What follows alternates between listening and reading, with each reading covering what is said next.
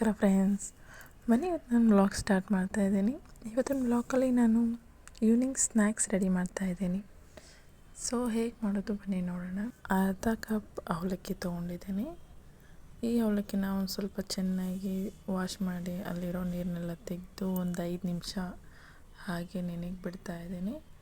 ಇವಾಗ ಬನ್ನಿ ಹಿಟ್ಟು ರೆಡಿ ಮಾಡ್ಕೊಳ್ಳೋಣ. ಒಂದು ಅರ್ಧ ಕಪ್ ಅಕ್ಕಿ ಹಿಟ್ಟು ಮತ್ತು ನೆನೆಸಿಟ್ಟಿದ್ದ ಅವಲಕ್ಕಿ, ಒಂದು ಸ್ವಲ್ಪ ಕಡಲೆ ಹಿಟ್ಟು,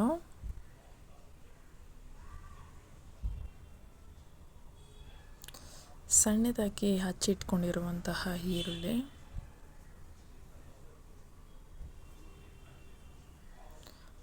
ಸ್ವಲ್ಪ ಒಣಮೆಣ್ಸಿಕಾಯಿ ಹಾಕ್ತಾಯಿದ್ದೀನಿ. ಹಸಿಮೆಣ್ಸಿಕಾಯಿ ಹಾಕಬೇಕು. ನಾನು ಹಸಿಮೆಣ್ಸಿಕಾಯಿ ಬದಲು ಒಣಮೆಣ್ಸಿಕಾಯಿ, ಕರಿಬೇವು, ಕೊತ್ತಂಬರಿ ಹಾಕ್ತಾಯಿದ್ದೀನಿ. ಸ್ವಲ್ಪ ಅಚ್ಚ ಖಾರದ ಪುಡಿ, ಸಾಲ್ಟು ರುಚಿಗೆ ಎಷ್ಟು ಬೇಕಷ್ಟು ಹಾಕೊಬೇಕು.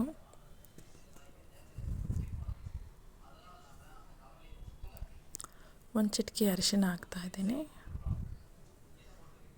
ಸ್ವಲ್ಪ ಜೀರಿಗೆ ಆ್ಯಡ್ ಮಾಡ್ತಾಯಿದ್ದೀನಿ. ಬನ್ನಿ ಸ್ವಲ್ಪ ನೀರು ಹಾಕಿ ಮಿಕ್ಸ್ ಮಾಡೋಣ.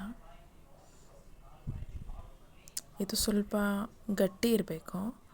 ತುಂಬ ತೆಳ್ಳಗಾದರೆ ಇದನ್ನ ನಾವು ಸ್ಟಿಕ್ ಥರ ಮಾಡೋಕ್ಕಾಗಲ್ಲ. ಗಟ್ಟಿ ಇದ್ದರೆ ನಾವು ಮಾಡ್ಬೋದು ಈಸಿಯಾಗಿ. ಬಾಣಲಿ ಇಡ್ತಾಯಿದ್ದೀನಿ.